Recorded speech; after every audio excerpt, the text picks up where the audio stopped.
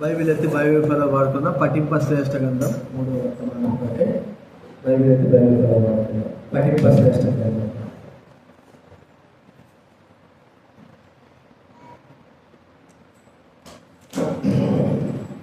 పఠింప శ్రేష్ఠ గ్రంథము బైబిల్, పఠింప శ్రేష్ఠ గ్రంథము బైబిల్, అనుదినము పఠించిన ప్రేమ తోడ నడుపును ఓ పఠింప శ్రేష్ఠ గ్రంథ బైబిల్.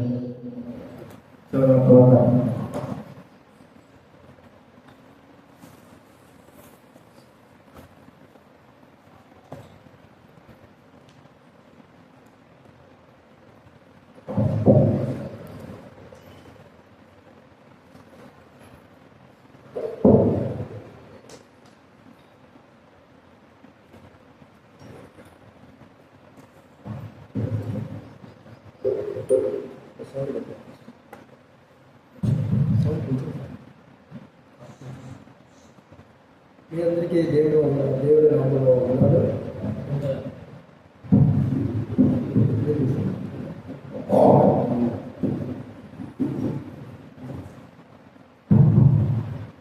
అయితే మాది నాగార్జున సాగర్ రైట్ సైడ్ మాది. మేము చేపలు పట్టేప్పుడు మనం పుట్టాము. అయితే మరి నేను నర్సాపురం వచ్చి దాదాపు 2 సంవత్సరాలు. నేను 2 సంవత్సరాలకి అనుకుంటాను. అయితే నేను మా కుటుంబం ఎలాగంటే శివుని పేరు కుటుంబం లాగనమాట. ఇక్కడ నేను నిలబడ్డానే కానీ అన్న ఇందాక అన్నాడు, అన్నా కలగన్నా బయట నాకు వస్తే కదా దిత్తానికి అసలు నా పేరే నేను రాసుకోలేను, నేను ఎలా బయట దిగలను. కానీ దేవుడు అద్భుతంగా ఆయన చేసే కార్యాలు ఎలా ఉంటాయంటే అవి కంటికి కనపడవు, చెవులు వినపడవు. కానీ ఆయన ఎవరిని ఏర్పాటు చేసుకుంటాడో ఆ వ్యక్తిని బహుగా హెచ్చిస్తాడు. నేను ఎటువంటి వాడినంటే కీర్తన 1:1 చూడండి. ఎందుకంటే నాకు తెలియదు కాబట్టి స్పష్టంగా చదివితే నేను దాన్ని బట్టి నేను మాట్లాడతాను. కీర్తన 1:1 చూడండి. దుష్టుల ఆలోచన చొప్పున నడవక. దుష్టులు అంటే ఎవరు? వాళ్ళు కూడా మనుషులే, మానవులే. మనము ఒకలాంటి వాళ్ళమే. కానీ దుష్టులు ఆలోచన చొప్పున నడవక అంటే ఆ ఆలోచన ఎట్లాంటిది, మన ఆలోచన ఎటువంటిదో మనం ఆలోచించాలా.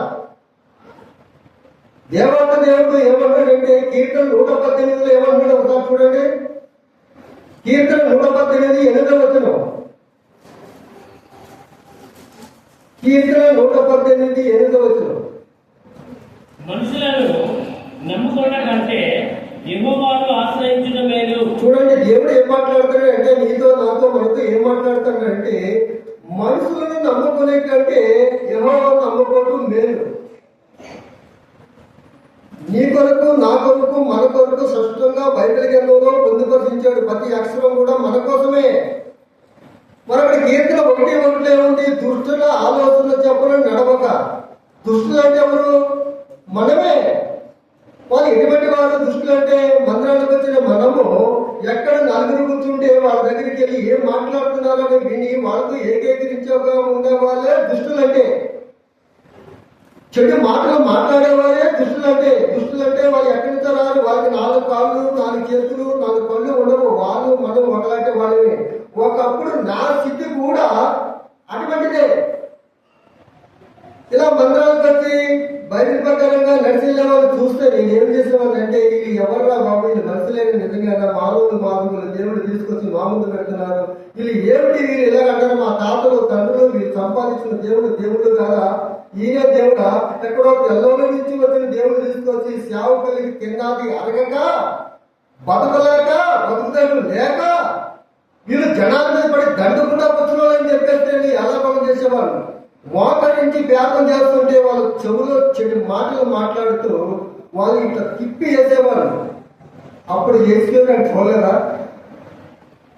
ఎందుకంటే దేవుడు మన వెనక ముందు ఆపరించున్నాడు. దేవుడు తన సొలివిముతో నిన్ను నన్ను చేసిన దేవుడు నన్ను చూడబట్టే కదా.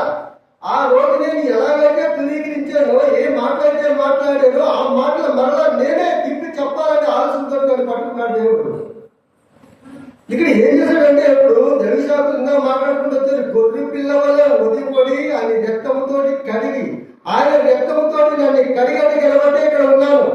నేను ఆస్తి అంతస్తులు డబ్బులు ధనం ఉన్నవాళ్ళు కాదు, నేను చదువు రాని పాములు, నేను ఇక్కడ చెరువులో చేపలు పడ్డానికి వచ్చినాను.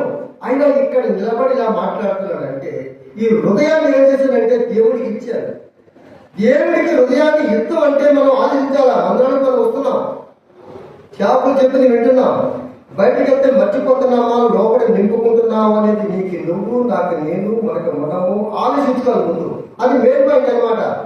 మన ఇంటిలో, మన కుటుంబంలో, మన మన చుట్టాల బంధువుల్లోని మంచి కార్యాలు జరగకపోవడానికి కారణం ఏంటంటే ఆయన కార్యము కంటికి కనబడదు.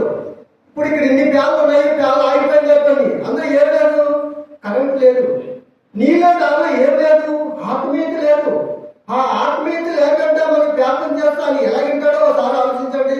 మన జీవితము, మన బతుకు, మన బతుకు తెరువు, మనం ఎక్కడికి వెళ్తున్నాము, ఎక్కడ చూస్తాము, సర్వం తెలిసిన దేవుడికి తెలీదా?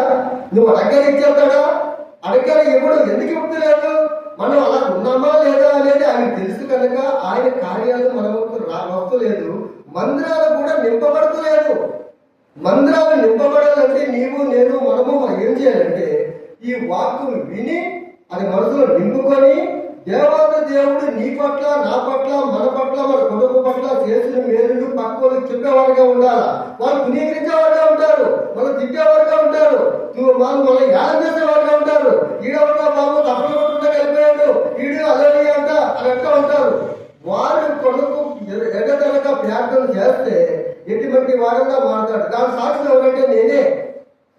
నేను అటువంటి మూర్ఖుడు, వారికి ప్రార్థన చేస్తాం తెలియదు, చేసేవాళ్ళు, అడగించేవాళ్ళు, చెడు మాటలు మాట్లాడేవాళ్ళు. నాకు ఏంటి అలవాటు పడలేదు. నాకు ఈ రోజు 62 సంవత్సరాల వయసు. నేను దేవుడు నమ్ముకోక ముందు మంచినీళ్ళు తాగాలంటే నాకు నీళ్ళు కింద పోయి మొత్తం బాడీ చేకూర్చేసింది. ఈ రోజు సూదులో దారం ఎక్కిస్తున్నానంటే కారణం ఎవరు? నేనేమైనా మందులు వాడానా, మాటలు వాడానా? ఏది వాడలేదు. నా హృదయాన్ని ఆయనకి ఇచ్చాను, ఆయన నన్ను అంగీకరించాడు, ఆయన రక్తంలో అడిగాడు, ఎటువంటిది కూడా లేకుండా చేశాడు. ఈ రోజు నాకు బీపీ లేదు, సొమ్ము లేదు. రేపు స్వీట్లు తింటా ఉంటే ఈడవుల బాబు ముసలోడు ఎలా తినేస్తాడంట. నాకు ఏమి లేదు. నాకు డబ్బు ధనము లేకపోయినా ఆరోగ్యం అనేది కరెక్ట్ గా దేవుడు ఇచ్చాడు. ఇంతకంటే నన్ను హెచ్చించాడు, ఏం కావాలో ఆలోచించాడు. కోట్ల రూపంలో కూడా తినాలంటే భయపడుతుంటాడు. సుమరత్తులో కోర్టు గీకుంటూ చచ్చిపోతాడని చెప్పేసి వాడు భయం అనుకుంటుంది. ఈ భయాన్ని తొలగించి దేవుడు నన్ను ఇట్లా కాపాడుతాడంటే దేవుడికి హృదయాన్ని ఇచ్చాను, ఇచ్చినట్టుగా నేను ఉన్నాను కనుక నేను అనుకోవచ్చు. ఈడవడ బాబు ఇక్కడ వచ్చాడు, సేవడికి ఏదో వచ్చాడు కాదు ఇలా చెప్పుకుంటాడు. అది కాదు నా ఆలోచన. నాకు దేవుడు చేసిన మేలుని మీకు చెప్పడం ద్వారాగా, మీరు ఇతరులకు చెప్పడం ద్వారాగా ఒక నశించిపోయేవాడు నాకులాంటి మూర్ఖుడు మందిరానికి వచ్చి నిజమైన దేవుడు యేసు ప్రభువుని చెప్పుకుంటే పరలోకంలో దేవుడు ఇస్తాడని ఆలోచనతో చెప్తున్నానే తప్ప ఏదో ఆలోచన కాదండి.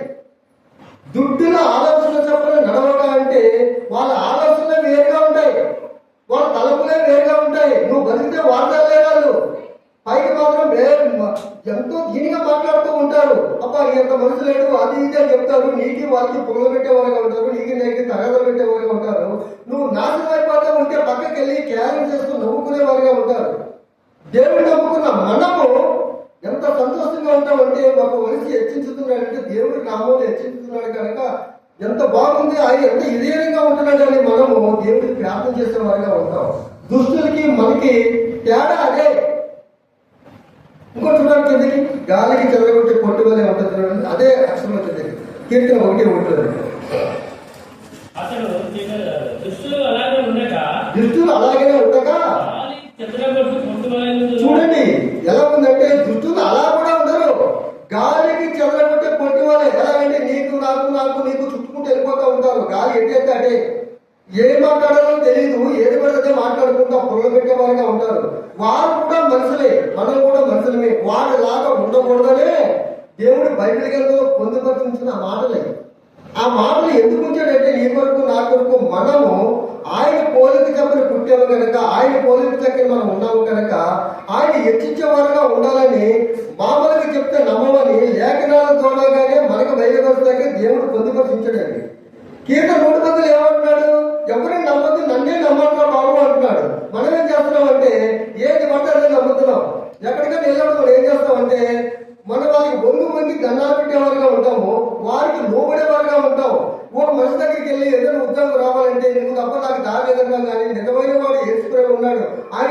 చేస్తే ఆయన చిత్తంలో ఇది వస్తుంది అనే ఆలోచనలో లేక మనం ఆయన్ని దుఃఖించే వారిగా ఉంటున్నాము, ఆయన దుఃఖపెట్టే వారిగా ఉంటున్నాము. నీలో నాలో మనలో కార్యం జరగకపోవడానికి కారణం అదే. మందిరానికి వచ్చిన మనము ఆరాధన చేసాము, మనలో ఆయన శరీరంలో పాల్గొన్నాం. మరి పాల్గొన్నప్పుడు మనం ఎలా ఉండి పాల్గొన్నాము అనేది మనం ఆలోచించాలి. మనము సేవకులు చూసుకోవచ్చు, మందిరాలు కట్టించవచ్చు, డొనేషన్లు వేయవచ్చు, ఇవన్నీ కాదు. మనం బయటికి వెళ్ళిన తర్వాత మనం చేసే ఉద్యోగం దగ్గర కానీ, కూలి పనుల దగ్గర కానీ, మనం నివసించే దగ్గర ఎవరికైనా పోయిన వారం నుంచి ఈ వారం వరకు దేవుడి మాటలు ఒక్కటంగా చెప్పామా లేదా అని ఆలోచించుకొనే మనం బలంగా చేయాలి. సూర్యుడికి ఉన్నాడు మొత్తం ఎట్లా ఉన్నాడు దేవుడు, ఆ ఎట్లా ఉంది ఆయన ఎందుకు చెప్పండి. ఒక నశించిపోయే ఆత్మను తీసుకొస్తేనే ఆయన సంతోషించేవాడిగా ఉంటాడు పరలోకం. అట్లా చేసామా లేదా అని మనము ఆలోచించుకునే వారిగా ఉండాలి తప్ప ఏం ఆలోచన కాలేదు. ఎందుకంటే నేను ఇంత తునీకరించేవాడిని, ఇంత దీనిగా చేసేవాడిని. మరి హృదయం ఎలా మారింది? నేను ఏదైనా హాస్పిటల్కి వెళ్ళి నేను ఆపరేషన్ చేయించుకున్నానా, సర్జరీ చేయించుకున్నానా? ఏం లేదు. నేను రోగం వచ్చి దేవుడు కూడా నమ్మకలేదు. ఒక రోగం చేత, కోపం చేత ఆ విగ్రహాలు పూజించేటప్పుడు నేను ఆలోచించాను. గుడికి ధర్మకర్తను 9 మందిలో నేను 2 నమ్మడం. నేను ఒక బొమ్మను తీసుకొచ్చి అక్కడ పెట్టి పూజలు చేసే కుటుంబంలో పుట్టినవాడు. అగ్గి మీద 3 మూళ్ళు ఎలడుపు 9 మూళ్ళు పడుకున్నప్పుడు అగ్గిలో నడుచుకుంటూ ఎంత కాలలేని కుటుంబంలో పుట్టినవాడు. ఒక మంది పిల్లలు దిగేస్తే అది ఎదుగుతూ ఉండి సంతోషించేవాళ్ళం మేము. అమావాస్య పుణ్యానికి కోడి కోసుకొని ఆ వల్ల మీద పసుపు కుంకుమ వేసి ఆ కోడి నోరు చంపుతూ ఉంటే దేవత పలికిందని అందులో 4 సార్లు పోసి సంతోషించే కుటుంబంలో పుట్టినవాడు. ఈ రోజులో చెప్పడానికి కారణం ఏంటంటే చిన్న వాడికే రుచి తెలుస్తుంది కానీ వాసన చూస్తే తెలియదు రుచి. నేను యేసులో నిజమైన దేవుడు అని నమ్ముకున్నా కానీ దేవుడు ఎన్నో అద్భుతమైన కార్యాలు చేశాడు. ఎంతో మందిని మందిరాలకు వచ్చేటట్టుగా కూడా చేశాడు. అది ఎందుకంటే నేను చేయడం కాదు, నా గొప్ప కాదు. దేవుడు నన్ను ఎప్పుడైతే దేవుడిని నేను తునీకరించానో నీ చేత ఈ పని చేపిస్తానని దేవుడు నన్ను వాడుకున్నాడు. ఆయన ఎలాగ వాడుకున్నాడంటే బహు భయంకరంగా వాడుకున్నాడు.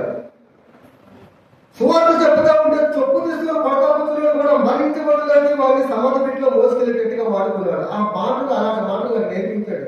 ఒక చదువురాని మూర్ఖుడు ఇక్కడికి నిలబడి మాట్లాడుతాడంటే నేనేమన్నా డబ్బున్నామన్నా, ధనం ఉన్నామన్నా, ఆస్తున్నామన్నా, చదువుకున్న వ్యక్తి మాట్లాడే మాటలు నన్ను మాట్లాడుతున్నాడంటే పరలోకం నుంచి దేవుడు నాతో మాట్లాడిస్తుండే నమ్మకం, ఆ ధైర్యం. నేను మరి ఆరాధకుమారు చెప్పాలా కానీ నేను సిద్ధపడేది లేదు, మరి బలకుమారు చెప్పాలా సిద్ధపడేది లేదు, ఏది చెప్పాలో సిద్ధపడలేదు. చదువుకుంటే కదా సిద్ధపడటానికి. దేవుడు నాతోటి అనేక రకంగా మాట్లాడిస్తాకి ఆయన వాడుకున్నాడంటే నా హృదయాన్ని ఆయనకి ఇచ్చాడు. చనిపోయిన మనిషి బాధ్యత తీసుకున్నప్పుడు మనం అనుకుంటాం చనిపోయామనుకుంటాం. చనిపోయిన మనిషికి సమాధానం పెట్టేటప్పుడు అన్నిలుగా ఉన్నప్పుడు మొలతాడు కూడా చెప్పేస్తారు. ఎందుకంటే ఉండకూడదు అని. మరి మనకున్న లోకాన్ని తెంపేసి మనం బాధ్యత తీసుకున్నామా, లేక అవన్నీ ఉంచుకొని ఏదో చూద్దామే మందిరానికి వెళ్ళిన వాళ్ళు నేనే పనులు అనుకుంటారు, నేనే పనులు అనుకుంటారని చూస్తారని మనం బాధ్యత తీసుకున్నామా? మనమే ఆలోచించుకోవాలి. ఎందుకంటే 1 కొరింథీ 28 ఏమన్నాడంటే కాబట్టి అంటే భర్త చేస్తామన్నాడు. బల తీసుకునేటప్పుడు కాబట్టి అంటే ఏంటి? ఆ మాటకు అర్థం బాగా తెలుసుకోవాలి. కాబట్టి అన్న మాట తెలుసుకుంటే ఇంకా మనం బయటికి వెళ్ళి పొరపాటు చేయము. కాబట్టి అంటే నువ్వు ఆలోచించాలి. ఎవరైనా మాట్లాడేటప్పుడు ఆగు, నేను చెప్పేది ఎట్లా లేదా అని అంటావు కదా. అలాగా కాబట్టి అంటే పోయిన వారం నుంచి ఈ వారం వరకు ఎక్కడున్నాము, ఏం చేసాము మొత్తం అంతా కళ్ళు మూసుకుంటే అర్థంలో నీ మొక్క చూసుకుంటే మొటాలు ఎక్కడున్నాయి, మచ్చలు ఎక్కడున్నాయి స్పష్టంగా మనకి ఎలాగైతే కనపడుతుందో కళ్ళు మూసుకుంటే అలా కనపడుతుంది కదా. కాబట్టి అదంతా సరి చేసుకొని వచ్చి ఆయన బలంలో, ఆయన శరీరంలో, ఆయన రక్తంలో పాల్గొనాలి. అన్న చూస్తున్నాడనో, తమ్ముడు చూస్తున్నాడనో, అక్క చూస్తుందనో, భార్య చూస్తుందనో బలంలో పాల్గొంటే నష్టపోయే వారిగా ఉంటాము. దేవుడి ఉగ్రతకి గురయ్యే వారిగా ఉంటాము. మనం ఆలోచించాలి. ఒక గ్లాసులో టీ పోస్తే చుట్టూ ఈగలు కూడా వేడి తగ్గే వరకు రావు. వారికి ఎలా తెలుస్తుంది? మనలో ఆత్మీయత ఉంటే దురాత్మలు కూడా మన దగ్గరికి రావు. ఆ ఆత్మీయత ఇప్పుడు ఈ టీలో ఉన్న, ఇప్పుడు గ్లాసులో ఉన్న టీ వేడిగా ఉందని ఆ తిరిగే ఈగలకి ఎలా తెలుస్తుందో దురాత్మలకు కూడా మనలో ఆత్మ ఉందో లేదో అలాగే తెలుస్తుంది. ఆత్మ ఎప్పుడు కనబడదు కంటికి. ఆ ఆత్మ కనబడుతుంది కాబట్టి మనం ఆయన బైబిల్ ప్రకారంగా మనం ఉన్నాం కాబట్టి అట్టి ప్రకారంగా మనం ఉంటే అనేకరికి మేలు చేసేవారుగా ఉంటాం. సేవకులు అందుబాటులో లేకుండా కానీ మనం ప్రార్థన చేస్తే దురాత్మలు వెళ్ళిపోతాయి. కొన్ని రోగాలు కూడా తగ్గితే బైబిల్ గ్రంథంలో ఉంది. నువ్వు నేను పోలి ప్రార్థన చేస్తే ప్రతి ఒక్కటి స్వస్థపడుతుంది ఉంది. ఎందుకంటే నేను తిన్నవాడికే రుచి తెలుస్తుంది కానీ వాసన తెలియదు అన్నాను కదా. నేను దేవుడు నమ్ముకున్న తర్వాత అలాంటి అద్భుతమైన కార్యాలు ఎన్నో జరిగాయి. మామూలు కార్యాలు కాదు. ఒక వ్యక్తి తేలి కట్టిన తర్వాత దాదాపు ఆ నీళ్ళలో ఎక్కడో దూరంలో 12-13 కిలోమీటర్ల దూరంలో ఉన్నప్పుడు తేలి కలిసిందంటే ఇక్కడ మోకరించి ప్రార్థన చేస్తే అక్కడ తేలికి వెళ్ళదగింది. ఇక్కడ ప్రార్థన చేసినప్పుడు విన్నవాడు ఆయనే, తేలికి విసిగించిన వాడు కూడా ఆయనే. అటువంటి అద్భుత కార్యాలు జరగాలంటే మనం ఏం చేయాలంటే ఆయన పోయి నడుచుకునే వారిగా ఉండాలి. మందిరానికి వస్తున్నామంటే వచ్చి ఏం పట్టుకెళ్తున్నామని ఉండాలి. మనకి ఏం పట్టుకెళ్తామంటే వాక్యం ద్వారాగా ఏం చెప్తే చేయాలి. నేను పట్టులో దేవుడిని నమ్ముకున్నప్పుడు షోలు లేకపోతే కూర్చోడానికి చెప్పులు కింద నేర్చుకొని ఆ మూలతొక్కుల పక్కన కూర్చొని ఏం చెబుతున్నాడు, నేను ఏం కోల్పోతున్నాను అని వినేవాడు. నేను మందిరానికి రావాలంటే శనివారం ఇంటికి రావాలా. చేపలు ఎప్పుడు పడి 80-90 కేజీలు శనివారం పడినా పక్కప్పుడు అనేవాడు ఏదో వెళ్ళిపోతున్నాడు. నా దేవుడు నిజమైన వాడు, నేను ఇవాళ వెళ్తాను, రేపు మందిరానికి వెళ్తాను, ఆదివారం నాడు సోమవారం వెళ్తాను, మంగళవారం చూసుకోండి మీరు కావాలంటాను వాడు. మంగళవారం వాడు ఈరోజు 80 కిలోమీటర్లు 100 కేజీలు పడి దేవుడిని నాకు హెచ్చించాడు కాబట్టి నన్ను హెచ్చించేవాడు. ఆ సాక్ష్యాలు పెట్టి కొంతమంది మారాడు. ఎందుకంటే మన నడక అన్ని చూస్తూ ఉంటారు కదా, వీడు ఎవడు ఏం చెప్తాడని. వలలేసిన దగ్గర 7-8 వలలు కలిసిపోయి ఉంటే నా దగ్గర వలలు వేసి పక్కకి వెళ్ళి తీసుకుంటున్నారు. ఎందుకంటే ఈ వలలు వదిలేస్తే వాళ్ళ చేప నేను తీసుకోను, నేను దొంగతనం చేయను నమ్మకం అది. ఆ నమ్మకం ఎప్పుడు వచ్చింది వాళ్ళకి? నేను దేవుడు నమ్ముకున్న తర్వాత వచ్చింది. యథార్థంగా ఉంటాడు వీడు తీయడు అనే నమ్మకం నీలో నాలో మనలో మనం మందిరానికి వచ్చే మనందరిలో కూడా ఆ నమ్మకం అనేది బయటకు ఏర్పడాలి. కొడుకు తప్పు చేసిన సరిగా నిలబడి తప్పు చేసాడని 10 మందికి చెప్పేవాడిగా మనం ఉంటే దేవుడు తప్పక వాళ్ళు హెచ్చించేవాడిగా ఉంటాడు. ఇలా చెప్పడానికి కారణం ఏంటంటే నేను అలా ఉన్నాను కనుక నేను ఇలా ఉండగలిగాను. బైబిల్ గ్రంథంలో ఏముంది? కట్టం తీసుకోవడం తప్పు అని ఉంది. నాకు 2 కొడుకులు 1 కూతురు. మరి నేనేం చేయాలి? తీసుకోకూడదు. నేను ఏమడిగేవాడు అంటే అమ్మాయి ఇంటికి వెళ్ళిన తర్వాత నేను అడిగేవాడు. నేను మామూలుగా కాదు, నేను ఒకటి అడిగేవాడు. మీరు అమావాస్య ఉంది పిల్లల పంపడంటే మాకు వద్దు, పుణ్యం ఉంది పిల్లల పంపడంటే మాకు వద్దు, ఈ రోజు లక్ష్మీవారం శుక్రవారం పిల్లల పంపడంటే మాకు వద్దు. మేము ఎప్పుడు వస్తే అప్పుడు పంపాలా. ఆషాఢ మాసంలో పెళ్లి కూతురు మా ఇంటి దగ్గరే ఉండాలా. మీకు ఇష్టమైతే పిల్లలు వాడి లేకపోతే. ఎందుకంటే ఎన్ని బయటలో ఉన్నాయి కనుక దాని చెప్తున్నారు కనుక అది నేను పాటించాలి కనుక అదే మాట మీద నేను అడిగేవాడు. ఎందుకంటే పేదవాడు ఇలా చెప్పడం కారణం ఏంటంటే డబ్బులు మనం సంపాదించుకోవచ్చు, కానీ దేవుడి దగ్గర ఆత్మను మనం సంపాదించుకోలేము. ఆ ఆత్మను సంపాదించాలనే ఆలోచన. ఈ చదువు లేని ఈ మూర్ఖుడు నాగరిక రైతు బ్యాంకులో బేదల్ ప్రాంతం ఉంది. 95 కుటుంబాలు, 4 సంఘ పెద్దలు, అందులో నేను కూడా సంఘ పెద్దనే. నేను నా దగ్గర ఏముందని సంఘ పెద్దగా పెట్టాను. క్రమంగా వెళ్తున్నాము, అందులో కనబడుతున్నాము, అందులో క్రమంగా ఉంటున్నాము, కొంతమందిని మందిరానికి తీసుకొస్తున్నాము, దేవుడు వాకు వినిపిస్తున్నాం అనే ఆలోచనతో పాత సంఘంతా కలిసి మాట్లాడి ఖాళీ మందిని పెట్టాలి. మనం పెడితే ఇంకా మనం జనాలు తీసుకొచ్చుకుంటాకి ఉంటామని వాళ్ళంతా ఆలోచించి ఎప్పుడైనా తీసుకొచ్చి పేరు రాపించి సంఘ పెద్దగా పెట్టారు. 3 మందిరాలు అయితే 2 ఎట్టుకోట్లు ఉంటుంది, 2 సేవకులు ఉంటారు. మరి మేము ఎట్టుకోట్లలోని మేము కానుకలు ఎక్కేస్తే మామూలు రావు. నెలలో శుక్రవారం కూడా 20,000 వస్తాయి. ఆలోచించండి. అటువంటి పరిచర్య దేవుడు నాకు అప్పచెప్పిన కారణం ఏంటంటే ఈ హృదయం నాకు కాదనమాట. ఈ హృదయం ఎవరికంటే ఆయనకి ఇచ్చేసాను. ఏదన్నా ఉండేది ఆయనే. నేను రాత్రి మాంసాపల్లి టేక్మాల్ దగ్గర చెరువుకి చేపలకి వెళ్తే రాత్రి 9 గంటలకు వలలైతే 2ంటికి నేను నర్సాపురం వచ్చాను. ఈరోజు మళ్ళీ 250 కిలోలు చేపలు పడ్డాయి మాకు. మరి ఈ చేపలు పడ్డాయి కదా, ఉల్లాసిపోయింది, ఎందుకు వెళ్ళాలనుకుంటే ఈ రోజు మీకు చెప్పిన మాట చెప్తాక వచ్చే వారం వరకు నేను ఉంటున్నాను, మరి నమ్మంటున్నాడు. మనం ఆలోచించుకోవాలా. ఈ రోజు నేను చెప్పిన మాట చెప్పిన తర్వాత నేను నర్సాపురం వెళ్తున్నానా లేదా అనేది కూడా ఎవరికి తెలియదు.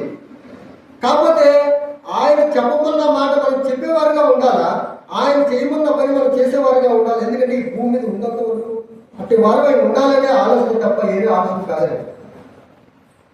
మరి ఏ సంఘానికి వెళ్ళినా సరే కానీ ఏ వార్త చెప్పాలి కానీ నిలబడి చెప్పే ఆలోచన తలంపు ఎవరిచ్చారంటే ఆ దేవుడు కట్టించాడు. దేవుడు బహుగా ఉన్నాడు, వాడుకుంటున్నాడు.